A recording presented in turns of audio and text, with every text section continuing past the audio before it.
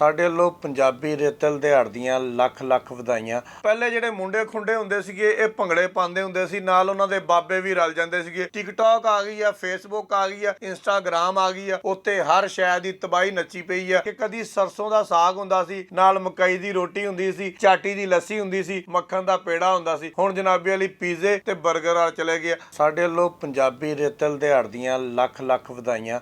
ਅੱਜ ਦੀ ਨਵੀਂ ਪੀੜ੍ਹੀ ਨੂੰ ਇਹ ਗੱਲ ਦੱਸਣ ਦੀ ਜ਼ਰੂਰਤ ਆ ਕਿ ਸਾਡਾ ਸੂਬਾ ਪੰਜਾਬ ਸਕਾਫਤੀ ਤੇ ਤਮੱਦਨ ਦੇ ਲਿਹਾਜ਼ ਨਾਲ ਇੱਕ ਮਾਲਾ ਮਾਲ ਸੂਬਾ ਹੈ। ਇੱਥੇ ਇਸ਼ਕ ਦੀਆਂ ਹਜ਼ਾਰਾਂ ਦਾਸਤਾਨਾਂ ਜਿਹੜੀਆਂ ਨਾ ਉਹ ਅਮਰ ਹੋਈਆਂ।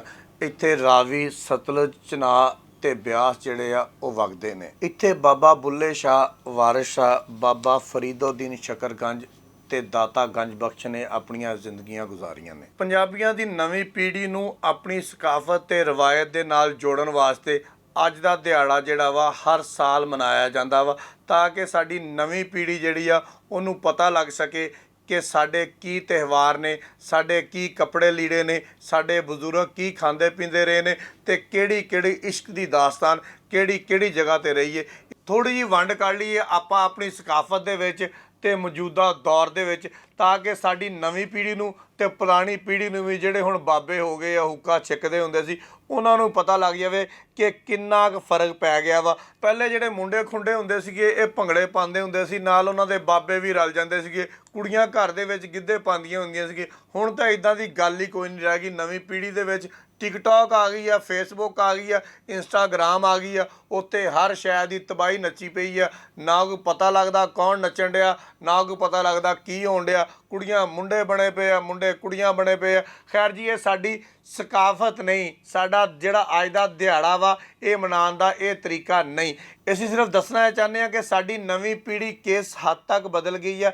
ਅਸੀਂ ਇਹਨੂੰ ਵਾਪਸ ਲਿਆਉਣ ਦੀ ਕੋਸ਼ਿਸ਼ ਕਰਾਂਗੇ ਔਰ ਇਨਸ਼ਾਅੱਲਾ ਜਿੰਨੇ ਵੀ ਪੰਜਾਬੀ ਬੋਲਣ ਵਾਲੇ ਆ, ਸੁਣਨ ਵਾਲੇ ਆ, ਵੇਖਣ ਵਾਲੇ ਆ, ਉਹਨਾਂ ਸਾਰਿਆਂ ਦੀ ਕੋਸ਼ਿਸ਼ ਦੇ ਨਾਲ ਅਸੀਂ ਜ਼ਰੂਰ ਵਾਪਸ ਆਵਾਂਗੇ। ਹੁਣ ਸਭ ਤੋਂ ਮਜ਼ੇ ਦੀ ਗੱਲ ਜਿਹੜੀ ਮੈਂ ਕਰਨ ਲੱਗਾ ਵਾਂ ਉਹ ਇਹ ਆ ਕਿ ਕਦੀ ਸਰਸੋਂ ਦਾ ਸਾਗ ਹੁੰਦਾ ਸੀ, ਨਾਲ ਮਕਈ ਦੀ ਰੋਟੀ ਹੁੰਦੀ ਸੀ, ਚਾਟੀ ਦੀ ਲੱਸੀ ਹੁੰਦੀ ਸੀ, ਮੱਖਣ ਦਾ ਪੇੜਾ ਹੁੰਦਾ ਸੀ।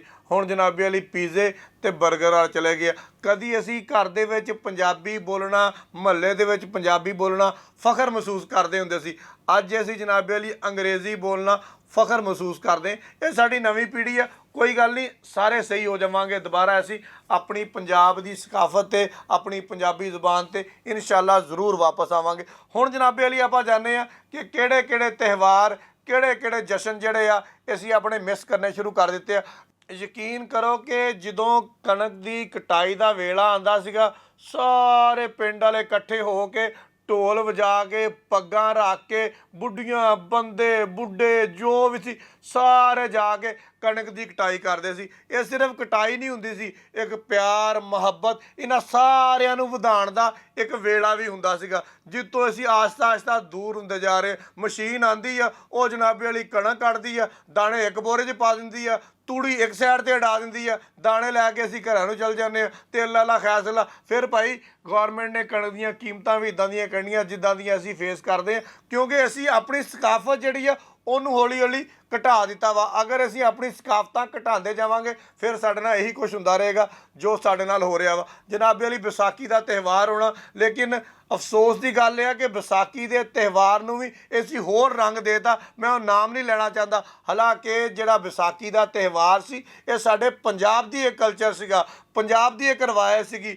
ਜਦੋਂ ਕਣਕ ਦੀ ਕਟਾਈ ਆਣੀ ਉਦੋਂ ਇੱਕ ਜਸ਼ਨ ਹੋਣਾ, ਸਾਰਿਆਂ ਨੇ ਰਲ ਕੇ ਇਹ ਜਸ਼ਨ ਮਨਾਉਣਾ। ਸਾਉਣ ਭਾਦੋਂ ਦੇ ਆਪਣੇ ਜਿਹੜੇ ਆ ਜਸ਼ਨ ਹੁੰਦੇ ਸੀਗੇ, ਬਾਕੀ ਜਿਹੜੇ ਮਹੀਨੇ ਆ ਉਹਨਾਂ ਦੇ ਇੱਕ ਆਪਣੇ ਜਸ਼ਨ ਹੋਣੇ। ਲੇਕਿਨ ਅਫਸੋਸ ਕਿ ਅਸੀਂ ਸਾਰੇ ਜਸ਼ਨਾਂ ਤੋਂ, ਸਾਰੇ ਇਹਨਾਂ ਤਿਉਹਾਰਾਂ ਤੋਂ ਪਿੱਛੇ ਹਟ ਗਏ। ਚਲੋ ਜੀ, ਖੈਰ ਅਸੀਂ ਇਹ ਗੱਲ ਕਵਾਂਗੇ ਦੇਰ ਆਏ ਦਰੁਸਤ ਆਏ। ਜਿੰਨੀਆਂ ਵੀ ਕੌਮਾਂ ਨੇ ਆਪਣੇ ਸਕਾਫਤ, ਆਪਣੇ ਵਿਰਸੇ ਦੇ ਨਾਲ ਪਿਆਰ ਕਰਦੀਆਂ, ਅਲਹਮਦੁਲਿਲਾ ਅਸੀਂ ਵੀ ਪੰਜਾਬੀ ਹਾਂ ਔਰ ਸਾਨੂੰ ਇਸ ਪੰਜਾਬੀ ਹੋਣ 'ਤੇ ਫਖਰ ਆ।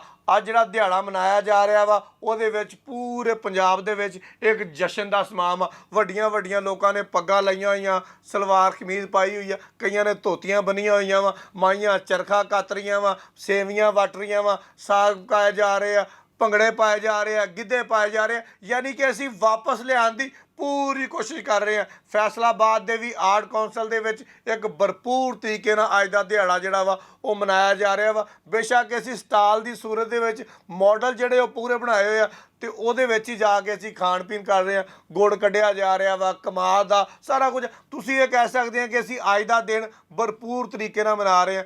ਅੱਜ ਰਾਤੀ ਜਨਾਬੇ ਵਾਲੀ ਇੱਕ ਪੰਜਾਬੀ ਦਾ ਮੁਸ਼ਾਇਰਾ ਹੋਏਗਾ ਜਿਨਾਹ ਬਾਗ ਦੇ ਵਿੱਚ। ਮੈਂ तमाम ਫੈਸਲਾਬਾਦੀਆਂ ਨੂੰ ਕਹਾਂਗਾ ਉੱਥੇ ਪਹੁੰਚੋ। ਬਾਕੀ ਜਿੰਨੇ ਵੀ ਲੋਕ ਜਿਹੜੇ ਸ਼ਹਿਰ ਦੇ ਵਿੱਚੋਂ ਵੀ ਸਾਨੂੰ ਸੁਣਦੇ ਪਏ ਆ, ਸਾਰੇ ਆਪਣੇ ਆਪਣੇ ਸ਼ਹਿਰ ਦੇ ਵਿੱਚ ਜਿੱਥੇ ਇਹ ਤਿਉਹਾਰ ਮਨਾਇਆ ਜਾ ਰਿਹਾ ਉੱਥੇ ਜਾਓ। ਆਪਣੇ ਨਿਆਣਿਆਂ ਨੂੰ ਖਾਸ ਤੌਰ ਤੇ ਲੈ ਕੇ ਜਾਓ। ਆਪਣੇ ਨਿਆਣਿਆਂ ਨੂੰ ਗੁੜ ਦੀ ਪੇਸੀ ਦਿਓ ਕਿ ਪੁੱਤ ਆਹ ਖਾ ਕੇ ਵੇਖ ਇਹਦਾ ਸਵਾਦ ਆਂਦਾ ਕਿ ਨਹੀਂ ਆਂਦਾ। ਅੱਜ ਪੀਜ਼ਾ ਤੇ 버ਗਰ ਸਾਰੇ ਛੱਡੋ। ਜਿਹੜੇ ਅਸੀਂ ਪੰਜਾਬੀ ਆ ਨਾ, ਸਾਡੀ ਫਰਿੱਜ ਦੇ ਵਿੱਚ ਸਾਲ ਦਾ ਸਾਗ ਪਿਆ ਹੁੰਦਾ ਵਾ। ਇਹ ਨਾ ਜ਼ਿਹਨ 'ਚ ਰੱਖਿਓ ਕਿ ਸਾਗ ਨਹੀਂ ਲੱਭਣਾ। ਫਰਿੱਜ ਖੋਲ ਕੇ ਵੇਖੋ, ਕਿਤੇ ਨਾ ਕਿਤੇ ਫਰੀਜ਼ ਹੋਇਆ ਹੋਣਾ ਵਾ। ਉਹਨੂੰ ਅੱਜ ਗਰਮ ਕਰੋ, ਸੋਹਣਾ ਬੜਾ ਥੋਮ ਦਾ ਤੇ ਅਦਰਕ ਦਾ ਉਹਨੂੰ ਤੜਕਾ ਲਾਓ ਤੇ ਨਿਆਣਿਆਂ ਨੂੰ ਉੱਤੇ ਮੱਖਣ ਪਾ ਕੇ ਦਿਓ।